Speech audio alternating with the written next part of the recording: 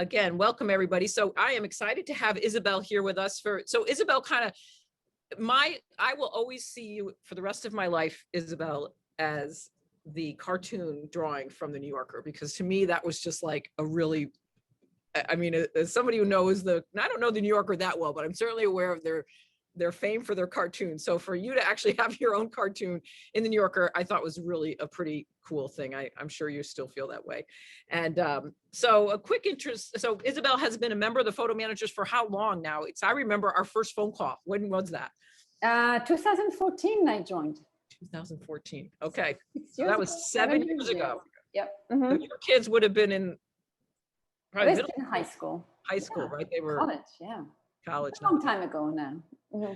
I remember this wonderful person calling me from New York asking if this was really a business. So, and here she is, featured 7 years later with an article that, yes, this is a thing. But so why don't you tell us a little bit about yourself, your background, and how you got interested in photo organizing and photo management, and why that conversation even happened with us 7 years ago. Okay, well, I was happy that somebody else was doing the same thing I had the idea of doing, and I realized I'm not the only one. It kind of started where I wanted to change what I was doing. I was a freelancer. I was working for magazine, for advertising. I did many children's books. And I always loved photography and vernacular photos. And my husband had bought old photo album at the flea market. I had them around, right? So, but then people other than your family's photo albums from the it's a big thing. It's a thing. Yeah, it's a thing. I know it is. Yeah, I didn't realize that. Right. So I have them around, and you can be moved by a photo. It doesn't have to be your family. It's a great picture. Anyway, we went to France, I remember, and my husband's computer laptop got kind of crashed in the airplane. And it was like, oh, I don't have those photos. Something might happen. So I realized the danger of having two people managing. It's like, who has a photo? I'm not sure. And then I started to have more time because I was working a little bit less. So then I said, and I've moved. So I figured I'm going to do something with my photos. And I ended up throwing a lot of pictures just to make space. And then I did something for myself. I kind of had a crisis, and photos just make me feel better. It gave me a boost. So that was really cool. I did the same thing for my cousin, and I exchanged photos through the internet. And I found that was very difficult to explain how to scan the resolutions, things like a little bit, not technical really, but things that I thought were obvious for other people were not. And everybody had a story about, oh, my computer crashed. Some oranges fell on my computer. Everybody has lost a photo at some point, especially digital. And then there's a lot of stories with printed photos.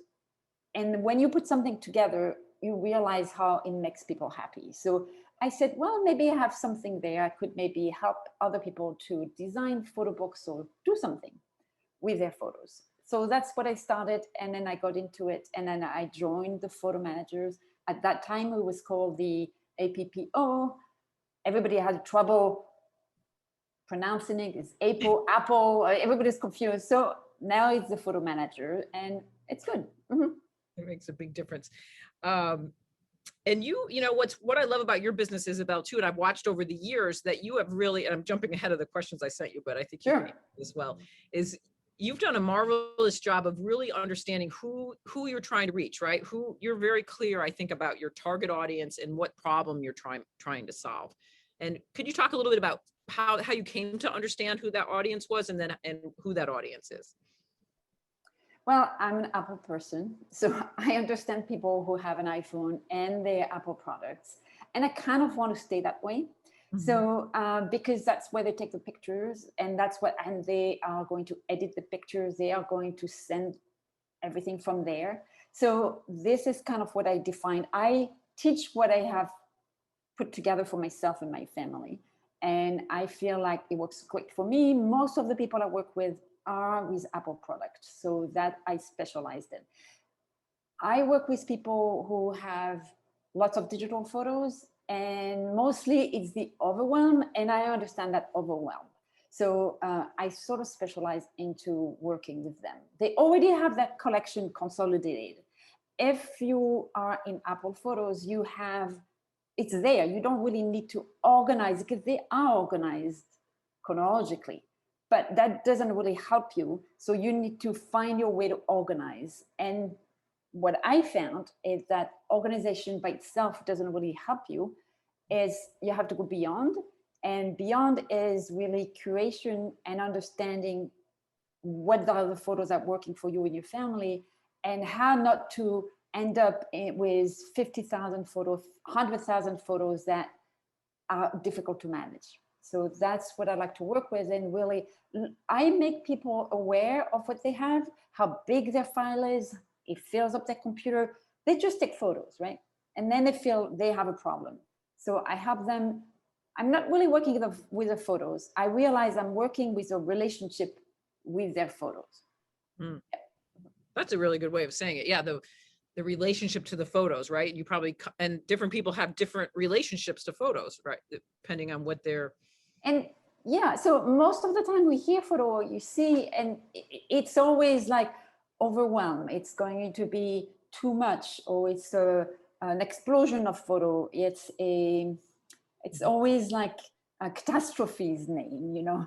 And I'm like, well, we create this, you know, we take the photos. We need to be responsible and understand how much we can take and how much we can manage, and find a system that works. Yeah. Mm-hmm. Somebody said to me the other day, and I thought this made so much sense. One of our members, Jordan, who runs something called Surround Us Services, but she does only large digital asset management in a lot of ways, large digital collections coming in. And she said, what people don't realize is the average family today has the same number of digital files that a small business had 5 years ago. Wow, And I'm not surprised. I mean, that was and it's not stopping. It's just more and more. Correct. Right? Yeah. Which, to me, it comes from the right place. It's great. We want more photos, and we love our families. So that's how we express our love with our children. So there's nothing wrong with it. But when it comes to a point where it becomes too much, then we need to do something. So it's what I teach people to really look at their photos. I think it's kind of fascinating because I sit with them and say, let's look at it. Let's just observe. And then they say, why do I have this? Why do I have this? I'm like, I don't understand. Where does this come from? And then they own their pictures. And then we say, okay, let's have a plan and let's see what we can do. Mm-hmm. I would love to, you could sit with me, Isabelle, and you could ask me those same questions. Sure. So do you have advice to anybody who's just getting started? So a number of people here are already photo managers, and folks, if you have questions, go ahead and put them in and we'll make sure we give plenty of time. But you know, you started, like you said, you called me that time, and it was, you were already interested in this topic. It's been over 6 years now. And so any advice to people thinking about doing this as a business, and how they would get started? Absolutely. I find that somebody who started, they feel that maybe they need to know everything, and maybe they don't. So I feel like if you have a system for your family or for your own pictures or project that you have done, see what you've learned from that, see how long it takes you, which is hard to do. You're going to get better, right? If you belong to the photo manager, there's so many resources. You could spend 6 months just listening to it. So the thing is, you have to start somewhere, and you're going to make mistakes. You're going to make stupid mistakes, right? But you could kind of take risk and do small jobs and learn from that. You don't have to scan if you don't want to. You can really specialize in what you are best at. You need to pick, try to keep it simple and clear with what you can do for people, because I feel like some of us are trained, but most people are not trained as a photo conservators. We are not archivists. We are not tech people. So we can't be everything for everyone. So you have to see your limits. So start with something small, do a project with your family, something that makes you feel good that you could talk about. And then join the photo manager, of course, right? You might also join another association like the National Association of Professional Organizers, because it's networking, connecting with other people who do the same. And it's really working with people who have too much of too much stuff. And I think for photos, it's too much. How to let go of a lot of it. Mm-hmm. Yeah, letting go. In fact, I love that you say, I agree 100%. You can get overwhelmed if, just like with your photos, if you come in and you think you need to do all things, it's overwhelming. And and you're going to make mistakes, and that's okay, right? You probably will not make a mistake you're not going to lose everybody's photos, and you're not going to probably, the mistakes that you make might be only that.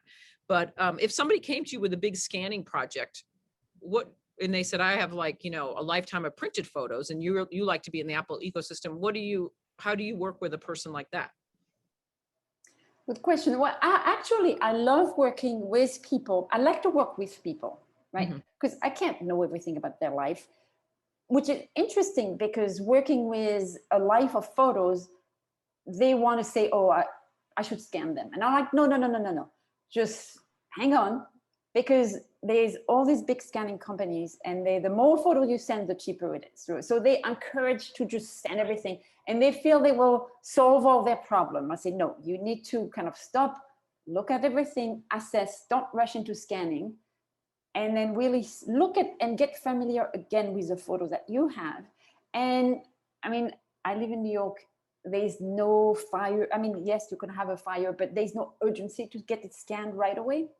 I would say first look at everything and see who is important. I mean, sometimes we have families and half of the photos are the same thing, or things that you don't want scanned because it's just, I don't know. I have seen so many people who have collections that are scanned and then never look at it. I'm like, okay, well, you need to scan what you want. Maybe not your friends, family that you don't know who that is. You're going to have a hard time dealing with them on the computer. So I kind of ask them to spend time not rushing into the scanning, and then we'll organize it, because this I love. Things are kind of in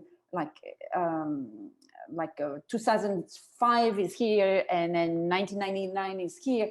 Kind of like to put people's and maybe not mix up two families. I mean, making it so it makes sense for somebody else just to look at the labels.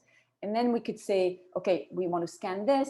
I know a company, I know somebody else from the photo managers that could help you. And then we'll think about how we will title the photo, how we'll name the files, things like this, where everything should live after that, right?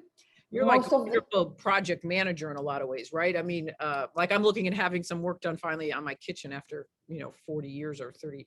And the architect kind of that's come in, he's the one who's just giving us the big picture, right? And you can do this, you can do that. Or where do you, when you cook, do you like to pick your pots and pans out below? Or it's the same kind of idea, right? You're kind of helping them visualize the scope of the project and then narrowing it down into more manageable pieces. Then let's just scan every photo you've ever taken. Then you have the same mess digitally that you had printed. And it's even worse because if they're not named, nobody looks at all those scanned photos anymore, right? Right, exactly. So you don't want to do another type of overwhelm. And who is this for? Who are you doing it with? Stuff like that. And where it's going to live, And everybody is telling me, well, then I could throw out the photos. I'm like, no, no, do not throw out your photos.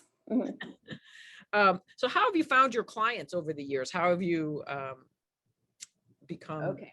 Well, that took time to me. I just thought, oh, I'm going to tell everyone. It was interesting because everybody said, oh, I need you. And I'm like, oh, okay, you need me. Okay. But they like the idea of it. It might not be the people who are going to hire you. So I kind of was surprised about this. Then I started to do what's called guerrilla marketing, and I left my card kind of everywhere. And they don't do this anymore, but there was a pediatrician office that had a built-in board, and I left my card. So I printed a lot of cards, and I have a cute card. So I just left it, and people keep that. And somebody called me the other day and said, I've been carrying your card in my wallet for, I don't know, 2 years, 5 years. I'm like, oh yeah. And then they call me when they are ready. So you need to allow the time for people to just think about it. It needs to mature, and then maybe they hire you. I also gave some donation at auction, private school auction. But I don't give 3 hours, I just give 1 hour. So then they get excited, they say, oh, I could do this, could do this. And then they might hire me for more, right? I like to do events. So either at libraries or at women's group, that was good. So I like to do presentations. So that's one way that you could reach a bunch of people. And then you do your presentation and you are used to talk about what you do. So networking group, good. It was good. I did a lot of networking group and I didn't really like it because it was a lot of following up or people I didn't really care about meeting. So if networking is good for you, just do it as much as you can. I would feel that do what you like to do the most, like you enjoy doing. And then after you have a few clients, it's good to ask them to maybe do a little post on Facebook or something like that, that they will give you referral. And then after that, I got a little bit of press. I did the presentation at the library and then the Wall Street Journal saw it. Journalist there, and then they saw this and that got me a few clients. But press is not everything. Get a few clients at the beginning and then but it's a good thing to have on your website, or it's good to have because people have vetted you. But it will take time to get that exposure. But I would say start local where you are, because journalists always like to talk about who is in your town and local first. If you like to blog, do blogging. It's hard for me to do it, but I highly recommend, and then maybe build a mailing list. I recommend all those things that I don't necessarily do, but keep consistent. Mm-hmm. That's great. So what do you love most about what you do? I really like to do presentations and kind of this, because I've learned a lot about photography. My world was all visual and more illustration arts, and I translate what I know into photography. So it's about reading an image, reading a photo, learning about everybody that came with you before you, learning about how people were taking pictures in the past and what they're doing now. So there's so much to learn. I'm very excited about this. I also like the thrill of the hunt. Like you get a huge collection. I mean, even if somebody's a crappy photographer, there's always a few pictures that is so cool that you just find, but nobody else could see it. But I'm really good at just finding the few things that when you put together, it'll make a wonderful photo album. So that needs patience, right? So, and I really like to teach and to get people to realize a lot of things they didn't know they had, and how I like to help people to make decisions. So then they say, okay, I could do it on my own. I don't like to do everything for people. Because then I get so nervous, like, oh, is this good enough? And I get really into perfectionism. So I like to work with them. So we establish a goal and we do it together, and it's more fun for me, right? I know some people. Don't you help people too to, is one of your classes. So by the way, Isabelle's a great presenter. She's spoken at almost all our conferences and is always very well regarded. But like, isn't one of your talks too, like how to know what the better photo is, right? Teaching people, that can be a course itself, or how to, right? I help them organize first. Once you organize, I teach them how to see. It's like, what do you have? Is this making sense for you, for your life right now, right? Because now people have not just photos, they have they have reference. That in itself, it's a huge amount of work. So it's sorting and then making sure and doing this easily, so it's not torture, right? Actually, I had a client, she says, I could never do this on my own. I'd rather go to prison and do this over there. That's the only way I'm going to do it, right? So I help them to be more productive and doing it with joy. So knowing what your end goal is and getting it done. So this I like to do. So while you look at pictures, usually you look at now digital pictures, you may have 20 years of photos. They look at their own life. So there is something interesting about how they've grown and their relationship with their kids, how things have changed, things that they see maybe when their kids are very small, what the kid become now. This all is exciting for me, right? Because I help them see things that maybe they're not aware of. So, and after that, I help them make a project, right?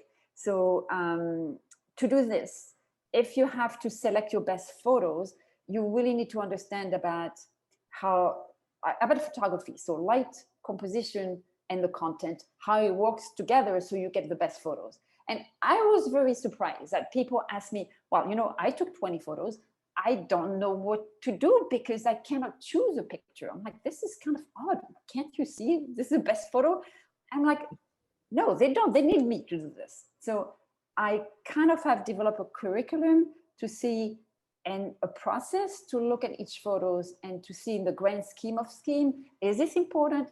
It's not important. And so that I think is interesting because I don't know if too many people do this, but it's essential, knowing what you like, what makes a great photo.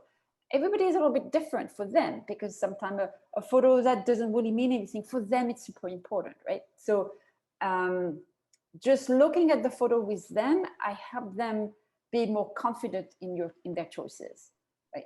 Mm-hmm. That's great. So that's what you like the most. What do you like the least?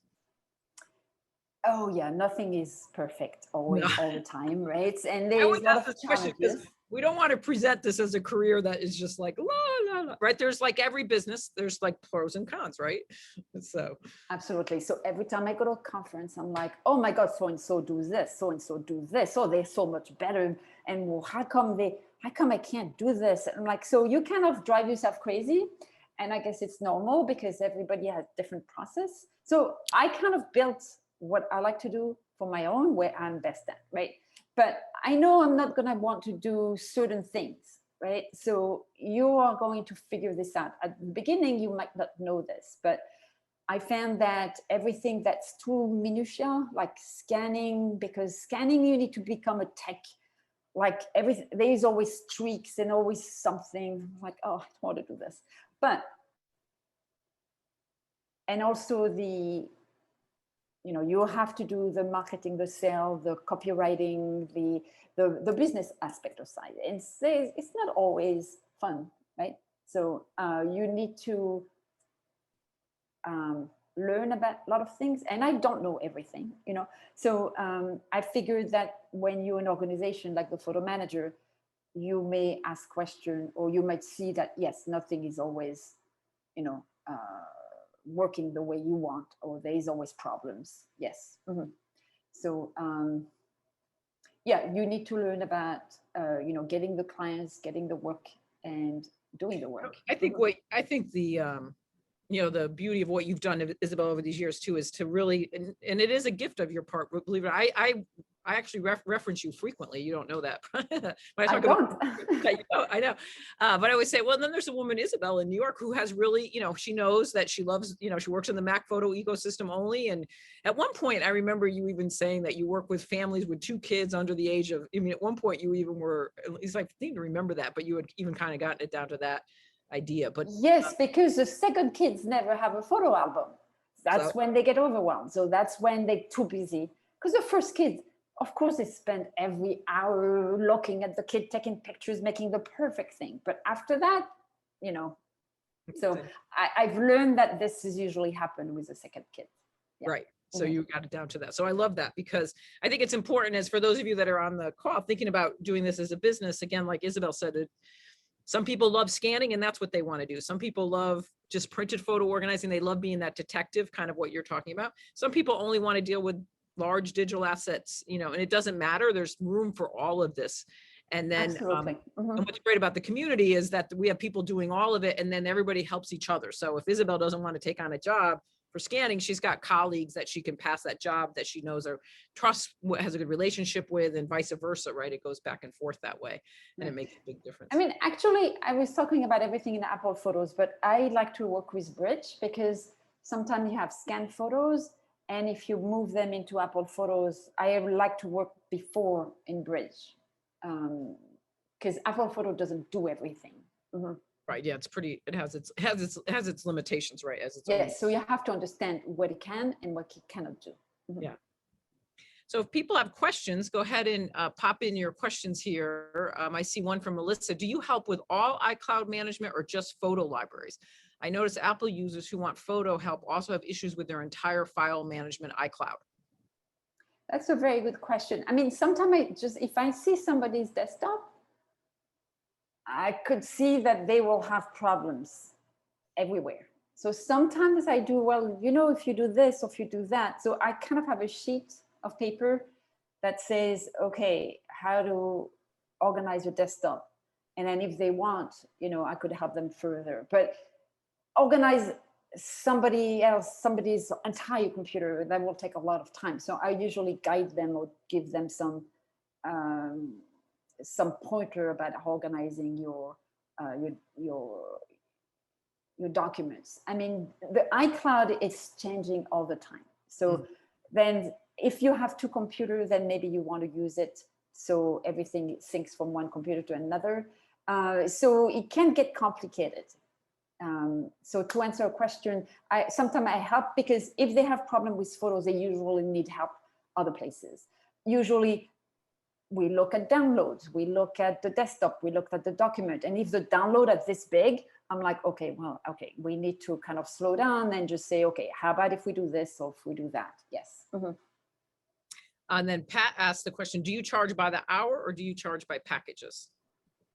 I like to do packages. I do 8 hours packages, sometimes 3 hours, because I sort of know what they need. And then there's always some problem that happens, so we'll continue. It's hard to figure out at the beginning how to do it. So you could first do hourly and then see what happens. But most people, they need, it depends, because when I teach, I sort of have my lesson plan. If I do it with people, I sort of have to judge, but it's always very hard to judge what the work is going to be. Yeah, that's the one. I think more and more of our members have gone to packages, but you are thinking your packages have to start from an hourly basis. Like, how much do you charge per hour, which should be a healthy fee for like what the average professional in your area charges, and then you can start to back it in right that way. I mean, it's always take longer at the beginning, and then it's kind of become the same thing if you're organized. But everybody has different ways. So try different things, try and see what works, what doesn't work. And your client might be different. Ellen wanted to know, do you charge the online inventory at the start of the project? What does she mean, online inventory? Yeah, I'm not sure. Do you mean, yeah, can you be a little more clear, Ellen? I'm not exactly sure. Like, I'm a little bit different because I'm more for DIY. Like, I work with people, but I don't necessarily do everything for people. And I guess I'm different from everybody doing this. Oh, you do? Oh, I know. She meant because of COVID, not being able to go to people's homes. I charge the same one. I charge the same rate. And now people ask me to come back. I'm like, well, maybe I need to raise my price, because if you go to somebody's house, it takes 1 hour. And because I teach, I work with people. I can't work more than 2 hours. I could stay at somebody else for 4 hours and do the work. If you don't do digital, it's hard for people to stay focused after 2 hours. So it takes a long time. So I like the Zoom better, actually. Oh, was that a surprise to you after COVID that you actually liked Zoom better? You didn't know that probably. I never tried it before, because I like when I could see somebody's screens. So you have to be very clear about, okay, you do this and then you do that, and then click here, click the right or left. Oh no, do that. It's slow down sometimes, but if you're next to someone, it's also hard because you can't really see what they see. So I kind of found a right way. Do you make photo albums for people? Do you design? Yes, I love to do photo albums. Yes, because usually we have to select the pictures, and that's what I like. Selecting the pictures that would make sense together for something better, right? So photo album, it usually takes longer, and people, once we selected the pictures together, I will just design it, right?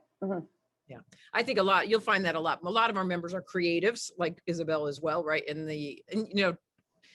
to me, the reason I even started this whole thing was when I was helping somebody make an album. Somebody asked me to make them an album, and it was like, well, how do I make an album? I have to organize your photos first, because I have to create a narrative, because I want to create a story, and I want the photo album to have a story to it. And then that's where the whole idea of organizing came from, right? So in a way that you need that. So I think the joy is giving back people their collection in a way that they can view it, whether it's a printed album or an online photo gallery. That's the part that I'm sure most, if you ask most photo organizers what they love most about their job, Right. at the end is that handing back to somebody their family photo collection in a way that they can now have access to it is so moving, right? Right, because people, they have the photos, but really what you need to design is an experience for other people to see it. And then it's not just for you, it's for, and they are different level, right? So you could organize a collection that stays, that's a physical thing. And then after that, nobody wants to see 50,000 photos. So you've got to do tiers, right? Mm-hmm. Right. Yeah. What software do you use to design photo albums? Actually, I don't.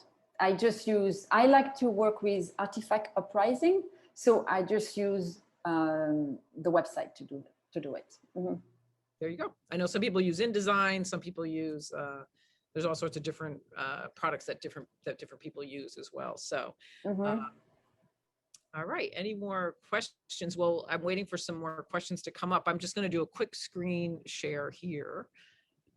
I have a new, my screen is not a mess right now, Isabelle, because I had to get a new computer, but just a new computer. Okay. well, my MacBook Pro of 5 years, it swelled. The battery actually swelled. That happens sometimes. Yeah. And then for only $199, they're taking and they're just putting in a new battery. So, but I needed something in the meantime. So I have a very like the most expensive MacBook Air, which is great. So now I can leave one in my office and one here. But that's great.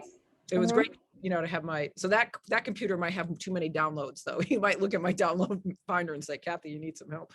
But nobody has it perfectly. I don't have a perfect photo collection. Things are always in progress and in flux, as long as you're making progress. I mean, some people, you don't want, what I'm trying to tell people is you don't want to obsess to spend only your time with organizing your photos. You want to have a life, right? So I tell people, do what you can with the time you have, be more, so I help people to be more productive, but it doesn't have to be picture perfect all the time. That is impossible. Yeah, exactly. So quick note for those of you that join in the month of June, we have a free course. It's called Building Blocks of Digital Photo Organizing. It's normally $399, but what this course is actually one of our members, Peter Bennett, observed over time as he saw the questions people were asking on Facebook as new members join, that if you don't have a good basic understanding of digital technology, everything from starting as low as like, what is a JPEG TIFF file? This course is like, takes you through that step by step. So I just wanted to mention that it's just comes with membership. And then you, to join, you can just go to Become a Pro. And then you can just scroll down through here and you'll see, the different choices that you have and all the different benefits of membership. So I just wanted to point that out. We have a quarterly membership option, or you can pay annual.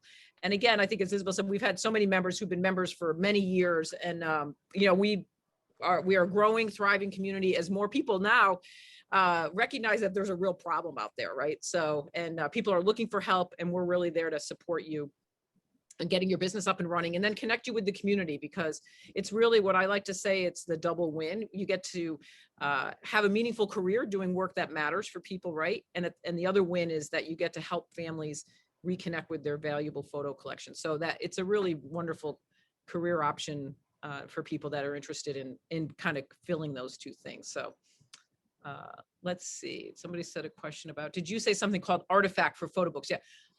Artifact Uprising. It's a strange name because there's Artifact, which is different. I think they are sponsored. Artifact Uprising it's a company in Colorado. Yeah. It's the same. Pinhole Press is another one. I like to do things simple, but really pay attention to selecting the photo first and then move them to a different platform. Mm-hmm. How many clients do you have per month? Interesting. 5 things, like maybe 10.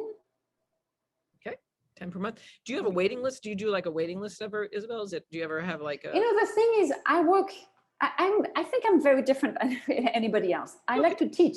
So I teach 2 hours here, and then next week 2 hours. I give people homework. So I never have too many clients at once. I mean, I could take different clients at once. I can. That's what I'm doing.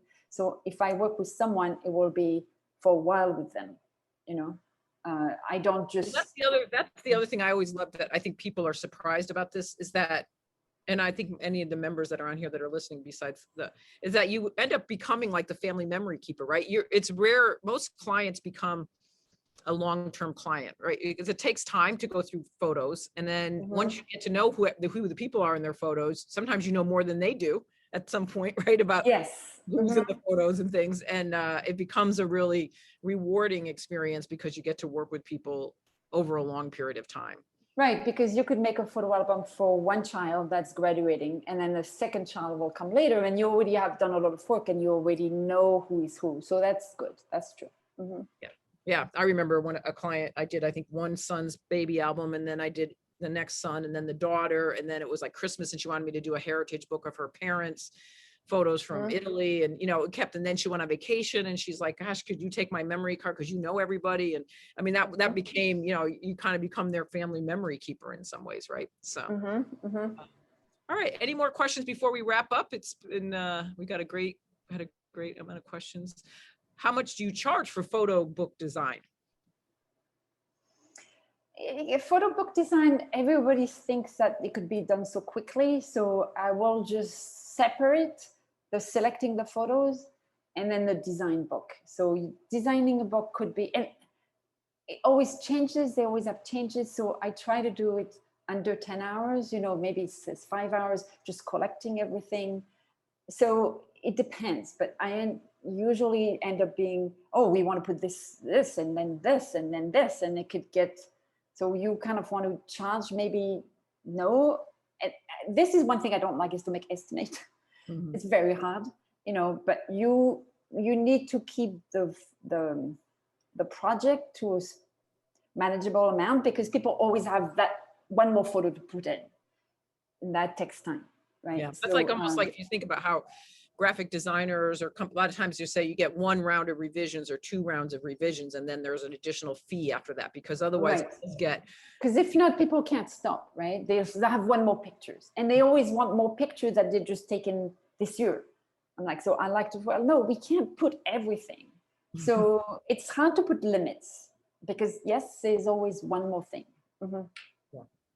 And in fact, for those of you, we do have so it's called Profitability Live for last year we did it for the first time where we did a deep dive into case studies where we had 2 photo managers explain how they would price a whole project. This year, we're doing this in November. Registration is just getting ready to open, but one of them is we have 2 different photo managers taking the same client and then for photo book design. So profitability on photo book design, we're breaking it down for scanning, digital photo organizing, and large collections where we'll and talk much more in depth about price than we can possibly do in a call like this, but because that's the biggest dilemma for everybody. How do I know how much to charge? Am I charging enough?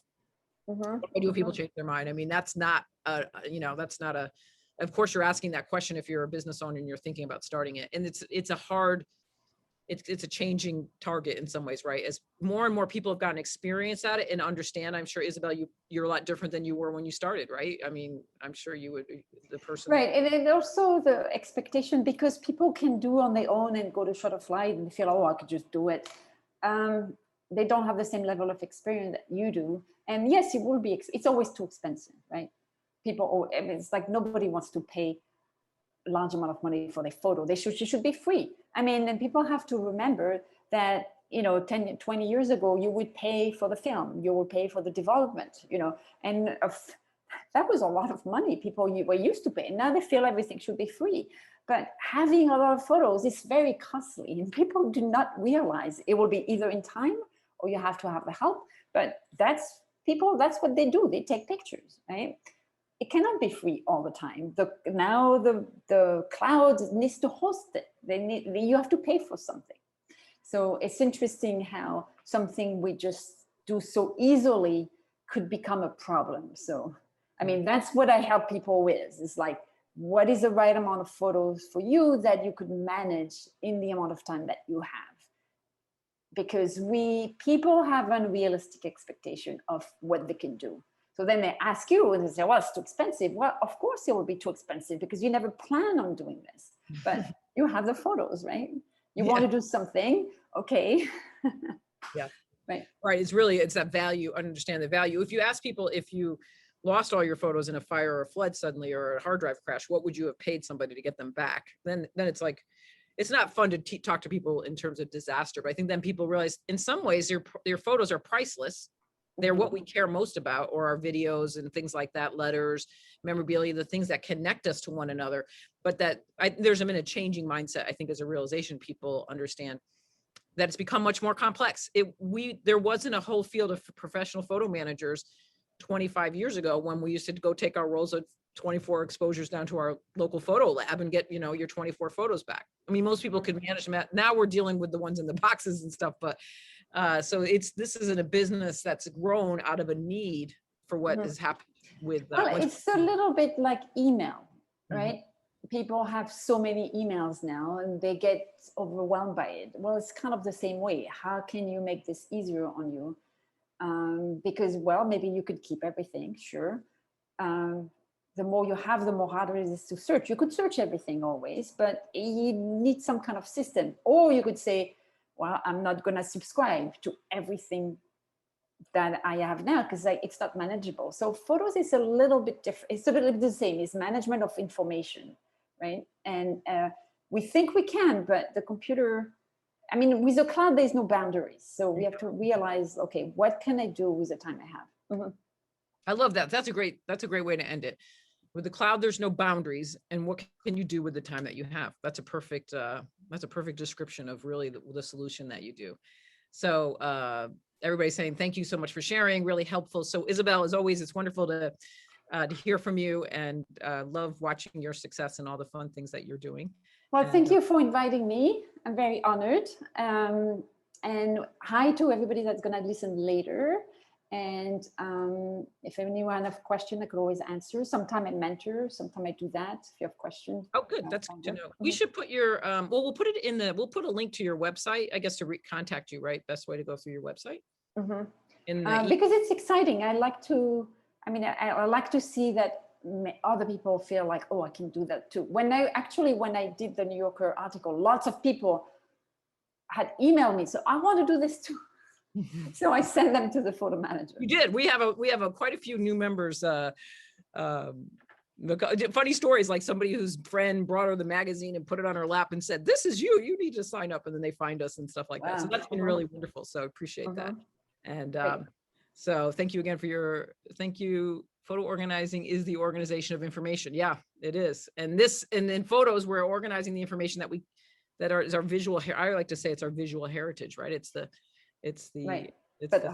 Hold on, I want to tell you something. Okay, good. You can change. If everybody is into the Apple ecosystem, listen to the DC21.